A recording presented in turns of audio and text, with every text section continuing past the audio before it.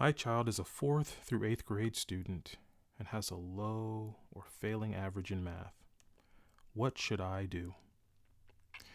If you are the parent of a child in a situation like this, it can feel overwhelming, especially if things have been this way for a while and if you don't feel very confident in your own math skills. But here are 3 things that you can do to get started. 1.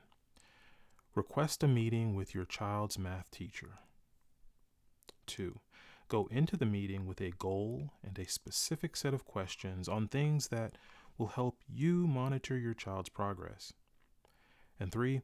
Collect data and use the data to make decisions.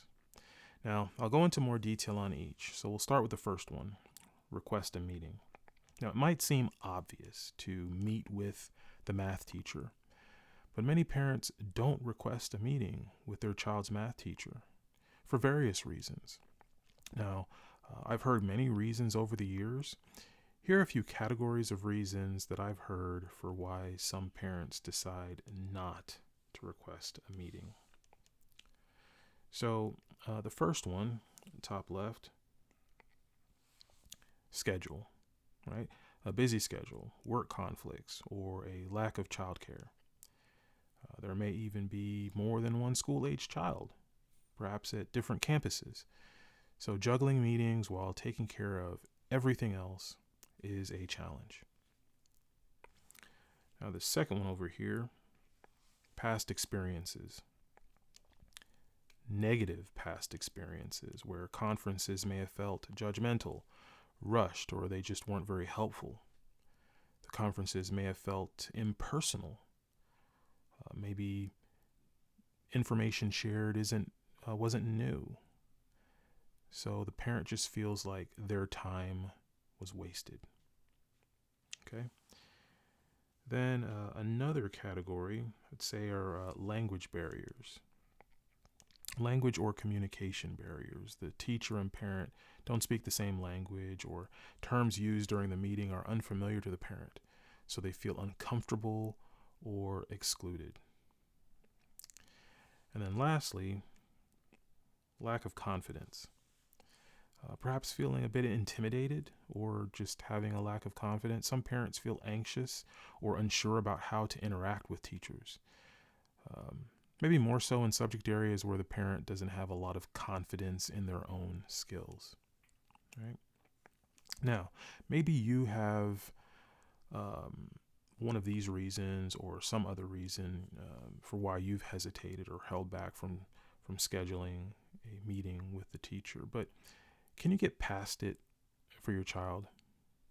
Meeting with your child's teacher ranks high on the list of things that you can do to help your child in math.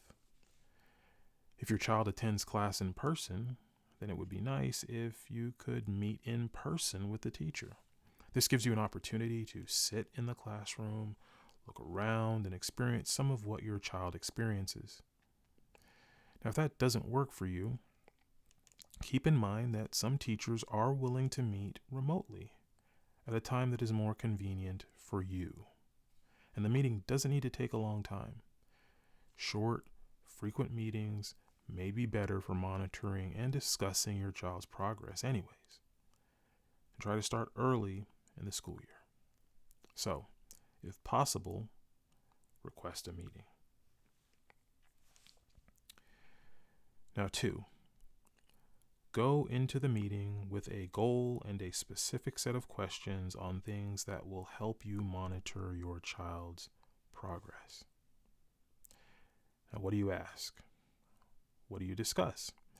Well, just about anything you want related to your child's education in math. Now, here are 3 questions that can help you get started. The first one, what knowledge and skills will my child need to learn and demonstrate over some period of time, right? So what knowledge and skills will my child need to learn and demonstrate this year? Or learn and demonstrate next quarter, this quarter, next week, etc. Right? Now, the teacher may list the specific knowledge and skills or direct you to a website where they are listed. But you don't need to be an expert on the knowledge and skills. You don't need to teach them. Right now, you're trying to figure out what is academic success for the time period that you specified, and ultimately for the entire school year. What are all the things your child needs to demonstrate? What is a basic education in math for the time period you specified? And after you get that answer, this next question steps it up a notch. What does my child already need to know and demonstrate to be prepared to learn the new material? Put another way, what should my child have learned by now to be prepared for the new material that will be taught? Now, this list that is generated here can grow quickly, right? So think of it this way. Let's say you have 4 topics that will be introduced. But each of those topics may require understanding 2, 3, or more things.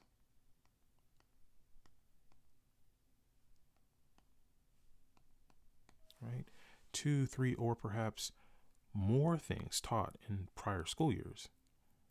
So, again, this list can grow quickly. So try to focus on 1 or 2 related topics at a time. Now, this third question that I'll share, third and final for now, can really help accelerate things if you can get an answer. How do I know that my child has the knowledge and skills necessary for this new material? Now, with this question, you want to know how you get proof that your child has the foundation needed for the new material. Don't assume.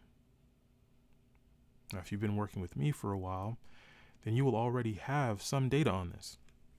But it doesn't hurt to ask the math teacher.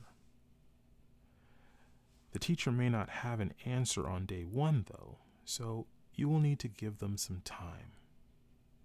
You can also compare and share the data you already have, which leads us to the third point.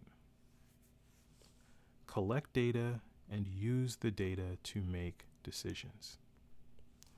This is your child. It is your child's data. Now, there's a lot of data. So collect the data that will help you monitor your child's progress toward a basic education.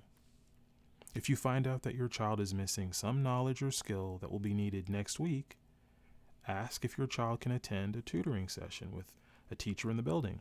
It's free. And if your child can get help now, then your child will be better prepared for next week. And even if you decide to pay for tutoring, now you can be very specific about what you would like the tutor to include in each session. Now, I've worked in education professionally for more than 20 years. And during that time, I've had the privilege of teaching and learning from children in the classroom. I've also served in leadership roles in technology and student data at the campus level and at the district level.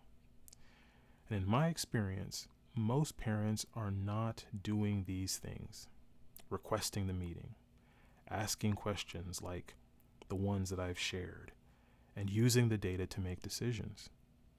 If you can do these things, even on a basic level, for 1 topic a week, imagine how much progress your child will make toward a basic education in math. And it doesn't have to take a lot of time. And as you develop a system that works for you, here are a few things to keep in mind that can help you. Start early. Try to start communicating with your child's math teacher as soon as possible. 2, be patient.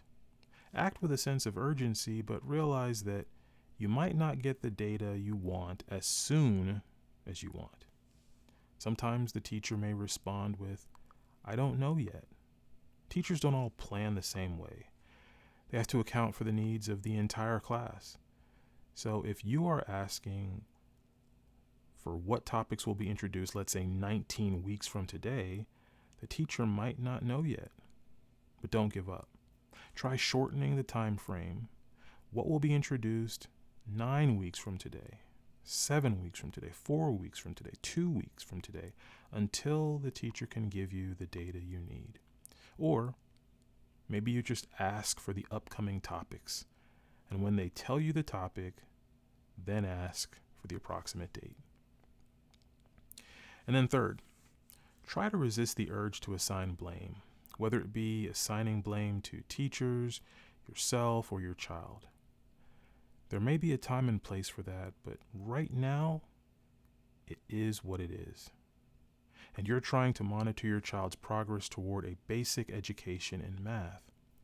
So, use the support that is available to you, build relationships, determine where your child is now, and work on moving forward. Now, I've covered a lot, and you may have questions. I'll provide a link you can use to submit questions if you have any. It should make it easier for me to group similar questions, and if I can add value, I'll respond to you directly, or I'll answer the question in a future video and let you know. I hope this was helpful.